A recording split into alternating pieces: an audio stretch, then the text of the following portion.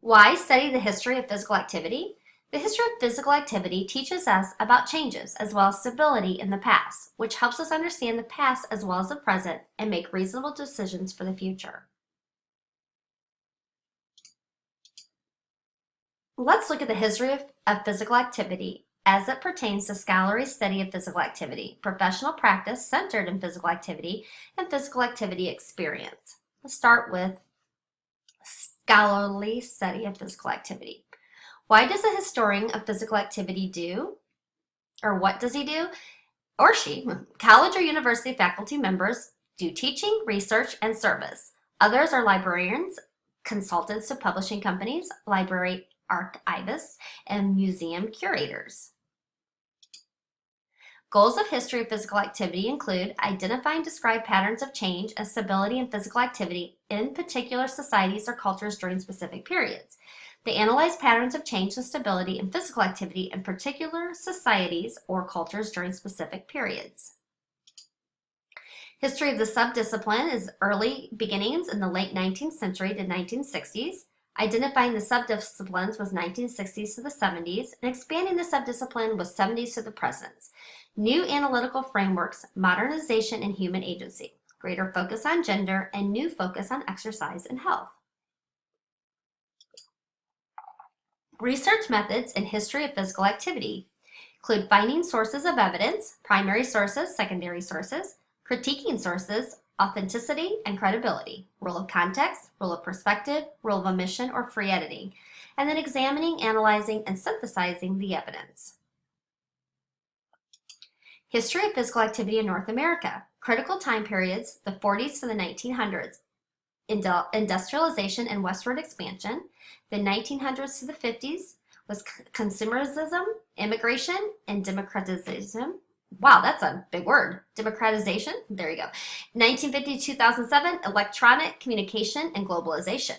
And then focus, participation in physical activity professions, and scholarly knowledge about physical activity.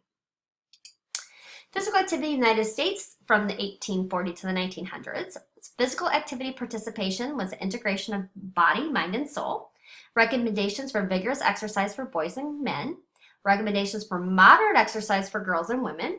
And European gymnastic systems were in German and Sweden. The YMCA and the YWCA was founded. Immigrants in sports. Clubs focused on their traditions, including sports, and school and college physical activity, Hitchcock, Sargent, Hanna.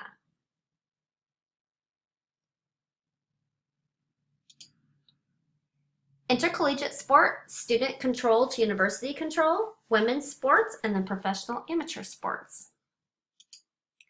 Physical activity professions. Early practitioners before the 1880s were physicians, successful athletes, journalists, educators, ministers, health reform advocates, business entrepreneurs, a handful of European gymnastics specialists who immigrated to the United States.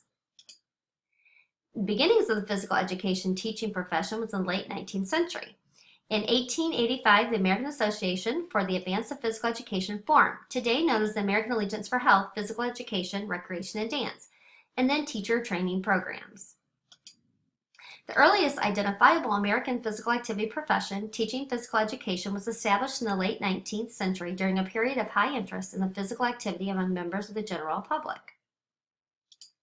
Science-based investigations and curriculums. The 19th century scientific discoveries in anatomy, physiology, oxygen transport, energy transformation, and the nervous system. Professional programs are very common. They focus on teaching physical activities and instilling positive social values in students through participation in play and sport.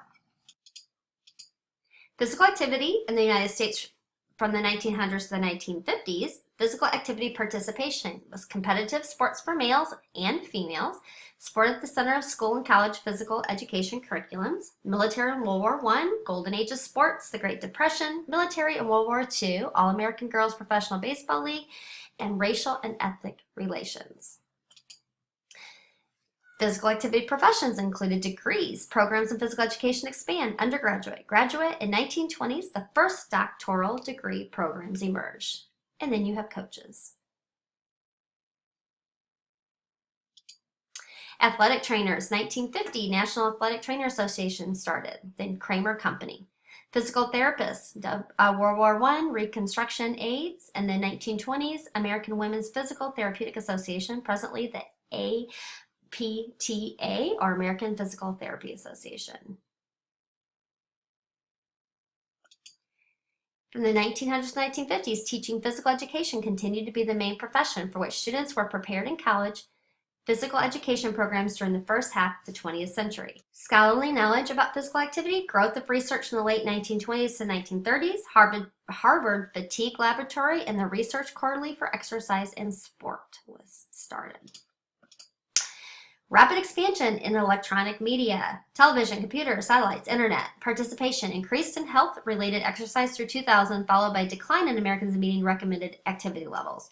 Increase in sports participation in spectators. Girls and women's sport. Title IX, 1972 is introduced. African Americans in sport. Growth of televised coverage of sport and increased outdoor recreation. The Title IX Educational Amendment for 1972, prohibition against discrimination, exceptions. No person in the United States shall, on the basis of sex, be excluded from participation in, be denied the benefits of, or be subjected to discrimination under any educational program or activity receiving federal financial assistance.